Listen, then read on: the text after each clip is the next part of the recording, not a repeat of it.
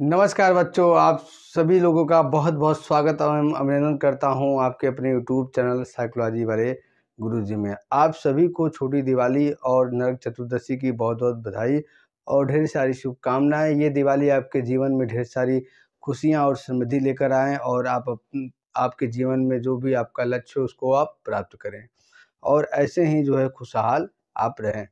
तो चलिए इसी शुभकामना के साथ आज के टॉपिक आज की इस क्लास में जिस टॉपिक के बारे में हम आपको पढ़ाने वाले हैं उस टॉपिक का नाम बता देते हैं। उस टॉपिक का नाम है स्मृति, ठीक है, जिसको इंग्लिश में क्या बोलते हैं, मेमोरी कहते हैं। तो इसमें हम इस क्लास में स्मृति का अर्थ देखेंगे, परिभाषा देखेंगे और क्या देखेंगे, विशेषता देखेंगे। और ये क्लास आपका BA first year first semester unit 4 का ये टॉपिक है जो हम लोग पढ़ रहे हैं। आप जानते हैं कि आपके अपने यूट्यूब चैनल साइकोलॉजी वाले पर यूजी क्लासेस हो या पीजी क्लासेस हो या नेट हो या पीजीटी हो, सभी क्लासेस यहाँ पर सिलेबस के हिसाब से चलती है। तो उसी क्रम में हम जो है बीए फर्स्ट सेमेस्टर के जो है यूनिट 4 का पहला टॉपिक जो है आप लोग को बताने आए हैं। देखिए स्मृति जो है इसको इंग्लिश में मेमोरी कहते हैं। स्मृति शब्द से आप कम परिचित होंगे क्योंकि आप बीए फर्स्ट सेमेस्टर में हैं। तो हो सकता है कि जो है आप इंटर में आपका साइकोलॉजी न रहा हो, आपका साइकोलॉजी बैकग्राउंड न रहा है, जिससे क्या है आप इससे बहुत ज़्यादा परिचित नहीं है। लेकिन आप मेमोरी शब्द से बहुत ज़्यादा परिचित हैं क्योंकि मेमोरी का यूज बहुत होता है। यदि आप कंप्यूटर के जानकार हैं तो वहाँ पे भी मेमोरी का यूज होता है। आपके मोबाइल में भी बताया जाता है कि एक रैम में होता है मेमोरी, एक रोम होता है, ठीक है। तो एक इंटरनल मेमोरी, एक एक्सटर्नल मेमोरी होता है। तो उसी प्रकार से क्या है हमारे दिमाग में भी मेमोरी पाया जाता है। जिस प्रकार से आप कंप्यूटर में, मोबाइल में जो भी आपकी फाइल होते हैं, फ़ोटो होते हैं, वीडियो होते हैं, उसको आप स्टोर करते हैं और फिर आपको जब भी उसका यूज़ होता है उसको आप यूज़ करते हैं, यानी कि पुनः प्राप्त करते हैं। ठीक उसी प्रकार से हमारे माइंड में भी क्या है मेमोरी होता है और इसमें भी मेमोरी के 3 जो है मुख्य प्रकार होते हैं। उसके बारे में एक अलग वीडियो मैं बनाऊँगा, आपको प्रकार अच्छे से समझाऊँगा। और उसी तरह से हमारे मेमोरी भी जो भी हम सूचनाएँ प्राप्त करते हैं, जो भी हम इन्फॉर्मेशन हमारी ज्ञानेंद्रियाँ प्राप्त करती है उसको जो है स्टोर करके क्या है अब मेमोरी में रखा जाता है और जब ज़रूरत पड़ता है, उसका यूज़ पड़ता है तो क्या है उसे हम वो हमारे जो मस्तिष्क है उसे चेतना में लाती है और उसका हम यूज़ कर लेते हैं। तो ये सिंपल अर्थ में मेमोरी हुआ। साइकोलॉजी में मेमोरी यानी कि स्मृति क्या होता है इसको हम समझते हैं।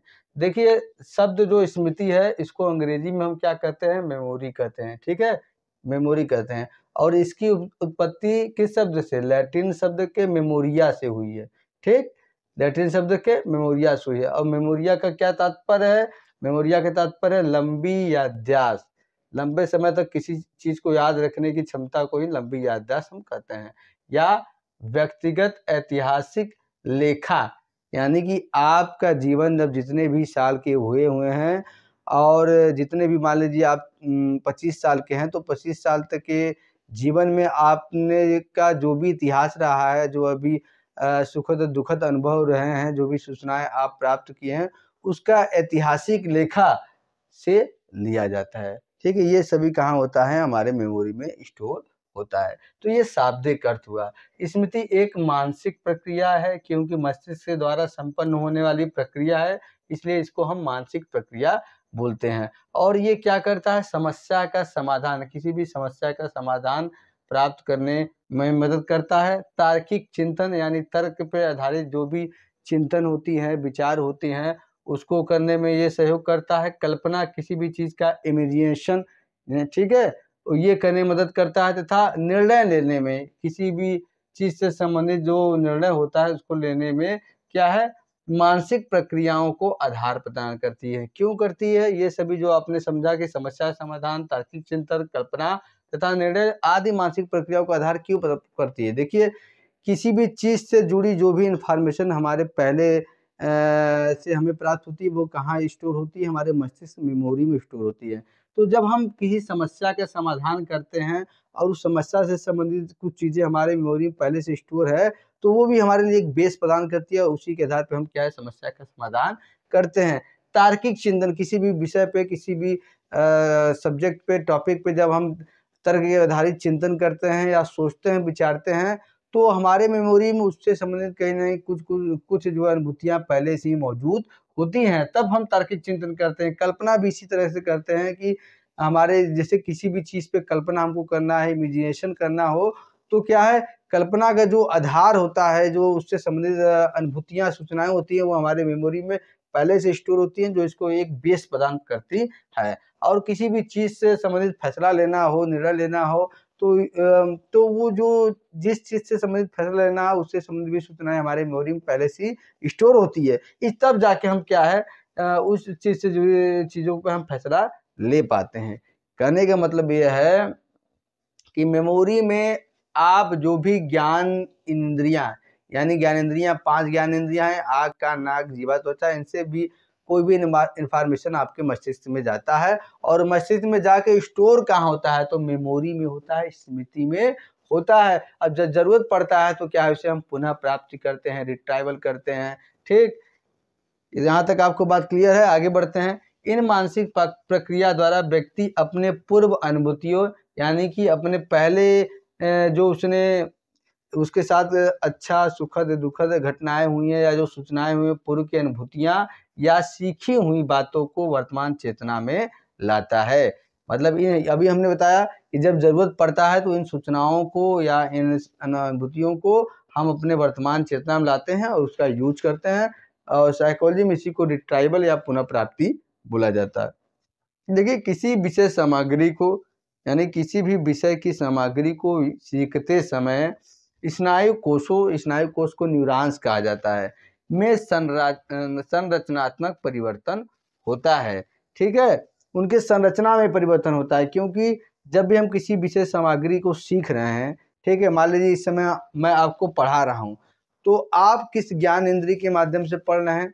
आप जो है, इसमें आपका कई ज्ञान इंद्रिय यूज हो रहा है। जैसे आप आँख से जो है देख रहे हैं, तो ये क्या हो गया, आँख ज्ञान इंद्रिय हो गया। कान से सुन रहे हैं तो ये क्या है, कर्ण ज्ञान इंद्रियां हो गया। तो मान लीजिए हम आपको बता रहे हैं एक एग्जांपल, कि मान लें आपने आँख से देखा चीज़ों को, ठीक है, जो मैं पढ़ा रहा हूँ, तो आँख से जुड़ी जो न्यूरॉन्स है, उसमें क्या है, विद्युत आवेग उत्पन्न होता है, नर्व इम्पल्स उत्पन्न हो जाता है। तो उसकी जो संरचना में परिवर्तन हो जाता है। ये नर्व इम्पल्स क्यों उत्पन्न होता है? क्योंकि ये सूचनाएं आँख के माध्यम से मस्तिष्क तक ऐसे ही पहुँचती हैं। ठीक है, इसलिए क्या है, उस न्यूरॉन्स में क्या है, नर्व इम्पल्स उत्पन्न हो जाता है, और ये जाके कहाँ, मस्तिष्क की कार्टेक्स, दृष्टि के कार्टेक्स क्षेत्र में पहुंचता है। ठीक है, तो यही कहता है, संरचना परिवर्तन होता है, जिनसे क्या होता है, स्मृति चिन्ह बनते हैं। ठीक है, जब न्यूरॉन्स में संरचनात्मक परिवर्तन होता है तो इससे क्या है, स्मृति चिन्ह यानी मेमोरी टेस्ट बनते हैं, और स्मृति चिन्ह के निर्माण की प्रक्रिया को ही स्मृति कहते हैं। स्मृति चिन्ह के रूप में ही आपकी जो सूचनाएं होती हैं वो मेमोरी में स्टोर होती हैं। ठीक है, तो स्मृति चिन्ह के इस निर्माण की प्रक्रिया को हम क्या बोलते हैं, मेमोरी बोलते हैं, स्मृति बोलते हैं। आइए, कुछ परिभाषा है, इसके माध्यम से और भी बेहतर तरीके से आपको स्मृति का अर्थ मैं स्पष्ट कर दूंगा। ऐसे तो मैंने आपको अर्थ बता दिया है, और अर्थ के माध्यम से ही आपको मेमोरी क्या होता है स्पष्ट हो गया होगा। देखिए, डगल 1958 कहते हैं कि स्मृति का तात्पर्य स्मृति की घटनाओं, ठीक है, और अनुभवों की कल्पना करना, और इस तथ्य को पहचान लेना कि वह अतीत के अनुभव है से है। यानी इनका कहने के तात्पर्य है कि स्मृति का मतलब ये होता है कि जो पुराने समय में या जो भूतकाल में घटनाएं घटी हैं, या जो अनुभव हमको हुई है, वो क्या है, हमारे मेमोरी में स्टोर रहती है, तभी उनको हम याद कर पाते हैं, उनकी कल्पना कर पाते हैं, और ये बात को पहचान पाते हैं कि हाँ, ये जो है घटना आज से 4 साल पहले हुई है, या 10 साल पहले मेरे साथ घटी है। इसके अनुभव को ही हम क्या कहते हैं, स्मृति कहते हैं। वर्डवर्थ 1954 कहते हैं कि स्मृति सीखी हुई वस्तुओं का सीधा प्रयोग है। जब हम कोई चीज़ सीखते हैं तो वो हमारे मेमोरी में स्टोर होता है, और जब हमें समय पड़ता है, उसका यूज़ पड़ता है, तो उसे हम प्रयोग करते हैं। तो इसी को हम क्या कहते हैं, स्मृति बोलते हैं। तो ये परिभाषा रहा। अब स्मृति की विशेषताएं क्या है, आइए मैं आपको संक्षेप में बताने वाला हूँ। सबसे पहला स्मृति का काम है संग्रहण। वो क्या करता है, जो सूचनाएं होती हैं उनको स्मृति चिन्ह के रूप में क्या है, हमारे मस्तिष्क में उसको क्या है, स्टोर करती है, इसको क्या है, संग्रहण करती है, इनकोडिंग करती है, मतलब हमारे मस्तिष्क में उसको रजिस्टर करती हैं। ठीक है, स्मृति चिन्ह के रूप में हमारे मस्तिष्क में उसको रजिस्टर करती हैं। दूसरा क्या है इसका विशेषता, भंडारण। कि जो स्मृति चिन्ह के रूप में रजिस्टर हुआ था, अब उसको क्या है, स्टोरेज किया जाता है, स्टोर किया जाता है। ठीक है, क्यों किया जाता है? पुनः प्राप्ति, यानी कि जब हमें ज़रूरत पड़े उससे संबंधित सूचनाओं का, तो क्या है, उसको हम चेतना में लाकर उसका हम क्या है, पुनः प्राप्ति कर पाएँ। अब संशोधन, मान लीजिए किसी टॉपिक पे हमने पढ़ा, उसमें क्या है, टॉपिक पे फिर हम उस टॉपिक से संबंधित कहीं और चीज़ें पढ़ें, उसमें कुछ जो है नई बातें सीखने को मिला, तो उसको हम क्या है, मॉडिफिकेशन कर देते हैं।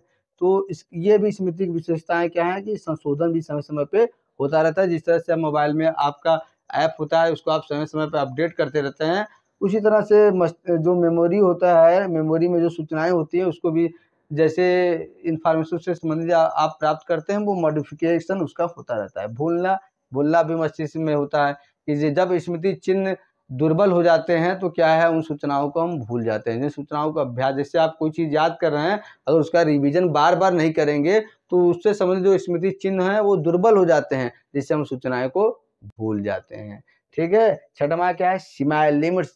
जिस तरह से सभी की सीमाएं हैं, कंप्यूटर की मेमोरी होती है, उसकी सीमाएं होती है, कितना जीबी इसमें भर सकते हैं, मोबाइल की सीमा होती है। इसी तरह से क्या है, मानव मस्तिष्क की सीमाएं तो अनंत है, लेकिन फिर भी एक सीमा है, एक सीमा तक इसके में क्या है, चीज़ों को स्टोर कर सकते हैं। उससे ज़्यादा होता है तो ऑटोमेटिक चीज़ों को हम भूलते रहते हैं। तो ये स्मृति की जो मुख्य विशेषता है, इसके बारे में हमने बताया। तो आज क्लास में हमने आपको डिटेल में बताया कि स्मृति क्या होता है, इसकी परिभाषा क्या होती है और इसकी विशेषताएं क्या होती है। आई होप आज का क्लास आपको पसंद आया होगा। पसंद आया तो वीडियो को लाइक जरूर कर दीजिएगा, और आपसे बारंबार रिक्वेस्ट है कि चैनल को सब्सक्राइब कर दीजिएगा, क्योंकि बहुत बच्चे हैं जो चैनल वीडियो देखते हैं लेकिन सब्सक्राइब नहीं करते हैं। चैनल को सब्सक्राइब करने में मुश्किल से 1 सेकंड लगेगा आपको, लेकिन इससे मुझे बहुत ज़्यादा मोटिवेशन मिलेगा। आप समझ नहीं सकते कि इससे मुझे कितना ज़्यादा एनर्जी मिलता है अब दोबारा आपको जो है पढ़ाने में। तो उस चैनल को सब्सक्राइब जरूर कीजिएगा, और आपका जो भी सुझाव हो, जो भी प्रश्न हो, आप कमेंट बॉक्स में कमेंट करके जरूर जाइएगा। तो चलिए आज क्लास यहीं तक, मिलते हैं नेक्स्ट क्लास में किसी अन्य टॉपिक के साथ। तब तक के लिए आप सभी बच्चों का बहुत बहुत धन्यवाद। जय हिंद।